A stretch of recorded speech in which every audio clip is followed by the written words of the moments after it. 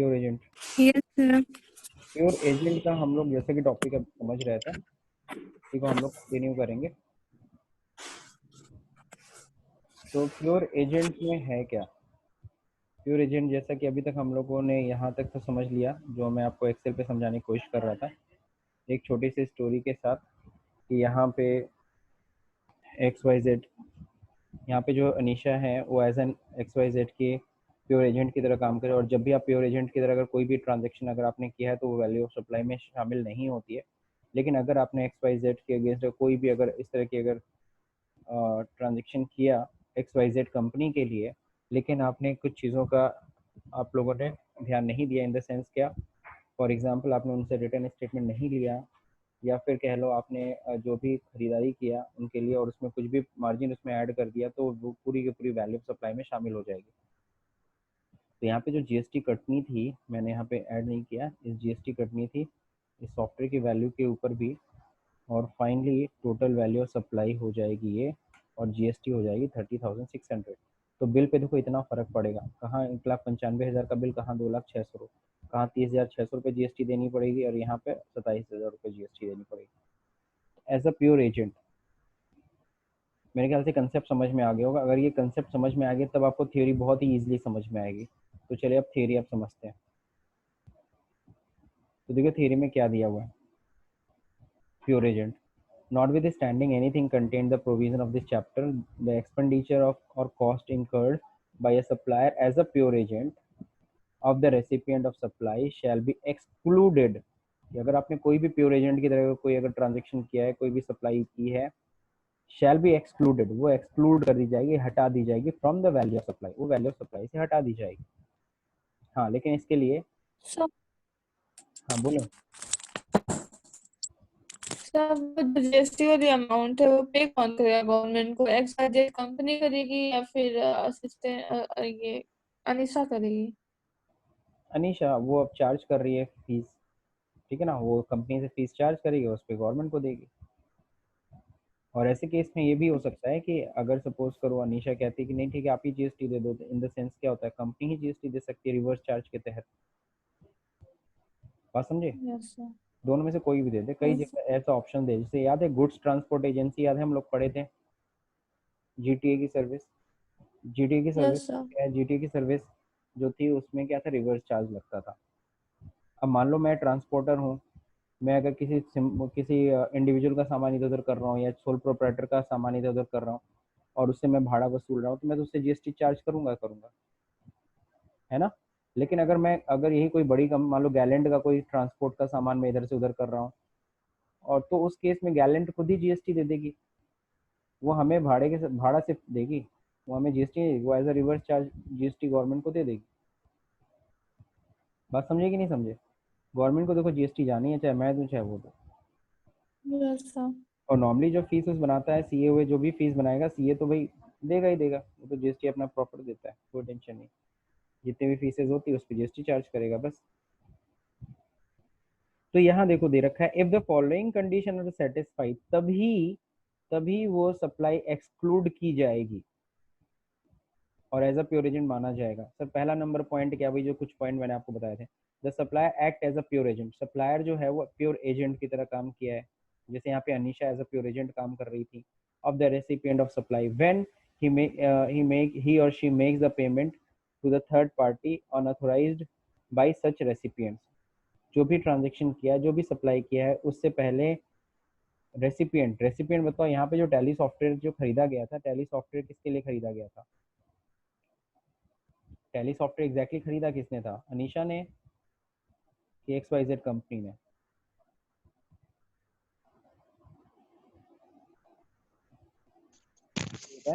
Anisha. X Y Z company ने। अनिशा अगर आप प्योर एजेंट हो ना, कंपनी अगर आप के प्योर लिए। एजेंट हो तो एग्जैक्टली वो खरीदारी सीधे किसकी मानी जाएगी, एक्स वाई जेड कंपनी की, तो उसने सीधे परचेज यस किया, सर। इसीलिए आपकी वैल्यू ऑफ सप्लाई में ऐड नहीं हो रही है।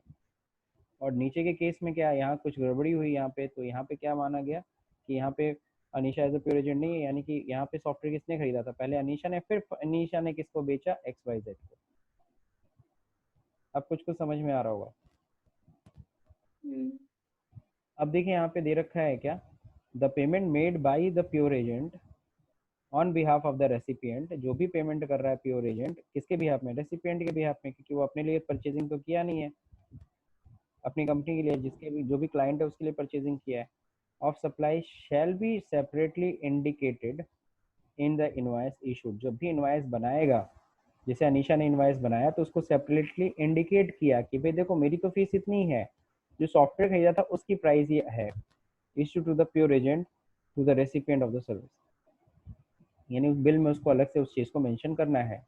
The supply is procured by the pure agent from the third party as a pure agent of the recipient of supply are in addition to the services he supplied on his own account। यानी कहने का मतलब है कि pure agent जिस तरीके से services बाकी दे रही है उसी तरीके से ये भी एक अलग से सर्विसेज प्रोवाइड कर रही है। ठीक है, बाकी एक्सप्लेनेशन नीचे दे रखा है। For the purpose of this rule expression pure agent mean क्या होता है, प्योर एजेंट का मतलब क्या होता है? प्योर एजेंट का मतलब समझाया है, person who enters into a contractual agreement. एक कॉन्ट्रेक्चुअल एग्रीमेंट होता है with the recipient of the supply to act pure agent to incur the expenditure cost in course of supplies of goods and services both, neither intended to hold or nor hold any title of the goods। जैसे tally का software वो खरीदी ना अनीशा, तो अपने नाम पे नहीं खरीदी, वो किसके नाम पे खरीदेगी? वो XYZ कंपनी XYZ के नाम पे। बिल्कुल सही। तो तब ये प्योर एजेंट है, इन्होंने अपने नाम पे खरीद लिया तब तो भैया प्योर एजेंट नहीं हुआ, तब तो वैल्यू सप्लाई में ऐड होगी। Does not use his own interest, वो सॉफ्टवेयर का यूज ही अपने फायदे के लिए नहीं कर सकती है, यानी उस सॉफ्टवेयर पे सिर्फ और सिर्फ XYZ कंपनी का ही काम होगा, उस पर वो बैठ के अपने बाकी क्लाइंट्स का अकाउंट्स मेंटेन ना करें। Such goods and services so procured receive only the actual amount incurred, वो सिर्फ और सिर्फ एक्चुअल अमाउंट जो उस पर आया है सिर्फ वही वसूलें। such goods and services in addition to the amount received by the supply he provides on his own account। उसमें थोड़ा सा भी उसमें कोई भी मार्जिन नहीं ऐड करें, अगर कुछ भी मार्जिन ऐड करेंगे तो वो गलत होगा। बाकी इलस्ट्रेशन इन्होंने भी समझाया है, मैंने भी आपको एग्जांपल समझाया है, मेरे ख्याल से आपको मेरा एग्जांपल समझ में आया होगा। तो प्योर yes sir एजेंट, अब आपसे कोई अगर इंटरव्यू में गलती से पूछ लिया प्योर एजेंट क्या होता है, प्योर एजेंट बता लेंगे ना? yes sir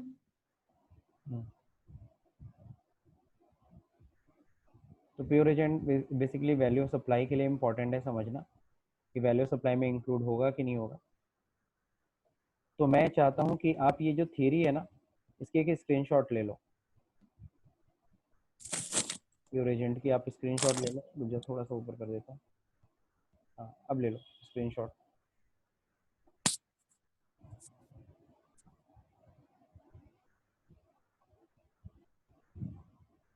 ले लिया? no sir रुक जाइए चलिए ठीक है,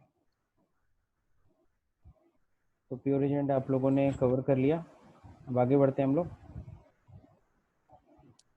यहाँ देखो क्या दिया है, rate of exchange of currency other than Indian rupees for the determination of value. तो ऑलरेडी हम लोग कवर कर चुके हैं कि अगर कोई भी करेंसी एक्सचेंज हो रहा है अदर देन इंडियन रुपीज तो उस केस में वैल्यू ऑफ सप्लाई कैसे निकालते हैं, तो पता है कि दिनार हो या दरहम हो, आप उसकी इंडियन वैल्यू पहले INR में निकाल लो और फिर उसके ऊपर 1% सप्लाई की वैल्यू मानी जाएगी। Value of supply inclusive of integrated tax, ये मैं आपको लास्ट में पॉइंट पढ़ा दे रहा हूँ। वैल्यू ऑफ सप्लाई ये कैसे निकालते हैं, ये बहुत ज़रूरी है समझना। बहुत सारी चीज़ें होती हैं MRP पे होती है। जैसे मैं सिंपल सा एग्जांपल देता हूँ, मैं गया चौधरी स्वीट हाउस,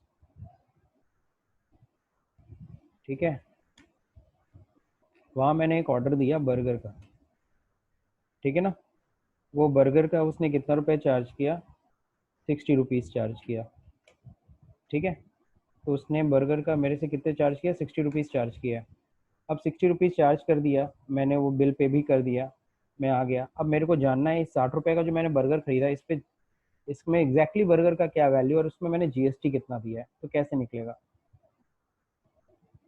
आप सभी को पता है चौधरी रेस्टोरेंट है और रेस्टोरेंट पे कितना परसेंट टैक्स लगता है, 5%। अब इसमें देखो एग्जैक्टली वैल्यू ऑफ सप्लाई क्या थी, वैल्यू ऑफ सप्लाई निकालते हैं, बर्गर की वैल्यू ऑफ सप्लाई क्या है, और उसमें जीएसटी की वैल्यू क्या है, ये दोनों हम लोग को अलग अलग करना है। बहुत सारी चीज़ें हम एमआरपी पे खरीदते हैं और हमें ये नहीं पता होता इसमें वैल्यू ऑफ सप्लाई कितनी थी। तो चलिए वैल्यू ऑफ सप्लाई निकालते हैं। इसको समझने के लिए मैं आपको एक छोटा सा पॉइंट समझा रहा हूँ कि यहाँ पे जो 60 रुपये हमने दिया है, इसमें यानी कि 100% क्या होगी, गुड्स की वैल्यू होगी, प्लस इसमें 5% क्या होगी, जीएसटी की वैल्यू है। क्योंकि ये इसके अलावा मेरे से कुछ तो उसने लिया नहीं, चौधरी स्वीट्स ने, तो उसने 60 रुपये फाइनली ले लिया। 60 रुपये में मेरा गुड्स की वैल्यू भी है, जीएसटी की भी वैल्यू। अब उसमें से कैसे जीएसटी को हमें अलग करना है, ये चीज़ सीखना बहुत ज़रूरी है आप लोग के लिए, क्योंकि बहुत सारी जगहों पे आप एमआरपी पे सामान खरीदोगे। तो यहाँ पे देखो वैल्यू ऑफ सप्लाई कैसे निकालोगे, इस 60 रुपए को डिवाइड करो 105 से। 105 से मैंने क्यों डिवाइड किया, क्योंकि 60 रुपए कितने के बराबर है, 105% के बराबर है। तो जैसे मैंने इस 60 को 105 से डिवाइड किया तो 1% पता चल जाएगा। इसको फिर मल्टीप्लाई करो, हमें वैल्यू ऑफ सप्लाई निकालनी है, तो 100% is the value of supply था ना, 100%। तो 100 से मल्टीप्लाई करेंगे तो 100% वैल्यू आ जाएगी, हमें पता चल जाएगा एग्जैक्टली बर्गर की वैल्यू क्या है। तो बर्गर की वैल्यू है एग्जैक्टली 57 रुपीज़ 14 पैसे का मेरा बर्गर था, और उस पर जीएसटी बाकी ऐड कर लो। मैं इसको भी फॉर्मूले से ही निकाल देता हूँ, चलो, हालांकि माइनस कर लो पता चल जाएगा।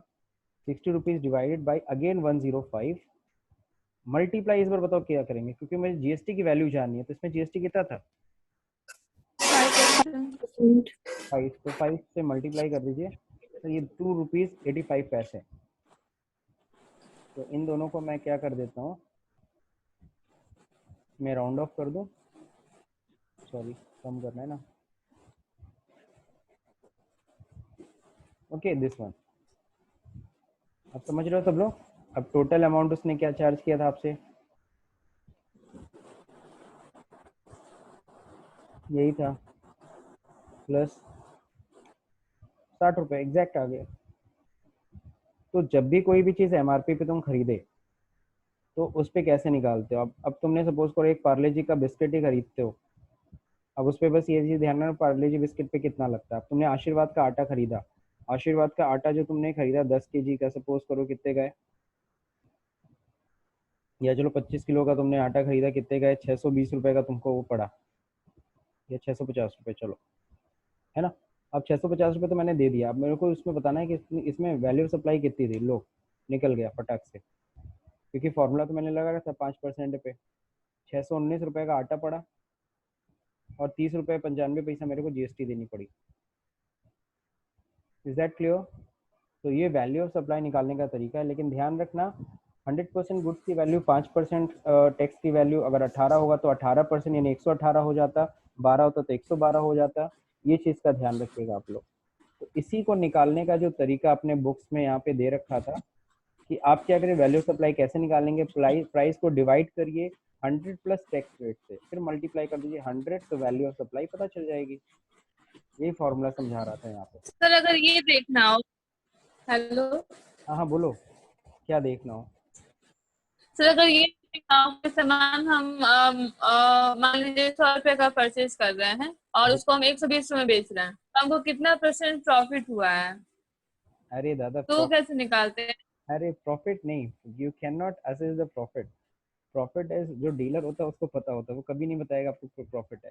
हाँ लेकिन टैक्स का पैसा आपको पता है, आपको पता है इतना % टैक्स लगा, तो आप आराम से निकाल लोगे। सर निकालते कैसे हैं, मतलब कितना % हमको उसमें मार्जिन हुआ है फालतू का क्वेश्चन। देखो सिंपल सी चीज़ है, अगर कोई 100 रुपये,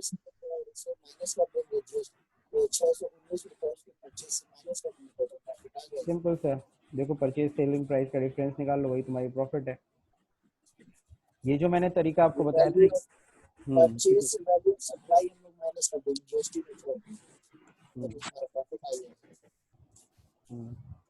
ये हम लोग इंक्लूसिव समझ रहे थे, एक्सक्लूसिव तो आप लोग को क्लियर ही है। एक्सक्लूसिव तो आप लोग बहुत सारा काम करते हो। 100 रुपये, अगर इस 100 रुपये के ऊपर अगर जीएसटी काट दो 5%, ठीक है। अब ये क्या हो गया, ये एक्सक्लूसिव हो गया, ठीक है। तो यहाँ पे क्या हुआ, वैल्यू ऑफ सप्लाई, तो ऐसा तो आप लोग जानते हो।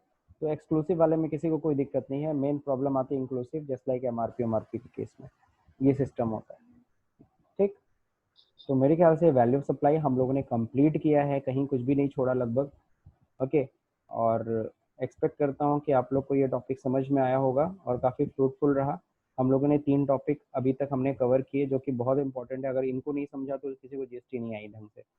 एक तो होता है टाइम ऑफ सप्लाई, एक होता है क्या प्लेस ऑफ सप्लाई, और एक होता है क्या वैल्यू ऑफ सप्लाई। तो आप लोग ने ये तीनों अच्छे से कवर किया। ठीक, और इतना अगर आपने समझ लिया तो ईजिली आप कहीं भी जीएसटी का काम देख भी सकते हो, वरना फाइन पेनल्टी अपने कंपनी को दिलाते रहोगे, है ना, और तुम्हारी क्या नाम है गवर्नमेंट कुछ और बताएगा कितने की सप्लाई, और तुम्हारे हिसाब से वैल्यू ऑफ सप्लाई कुछ और ही रहेगी। तो ये सब जो हम लोग ने पढ़ा है ये काफ़ी हद तक हम लोग को फ़ायदा देगा किस में, असेसमेंट करने में, और कहीं ना कहीं रिटर्न फाइल करने में काफ़ी हमारी हेल्प करेगा।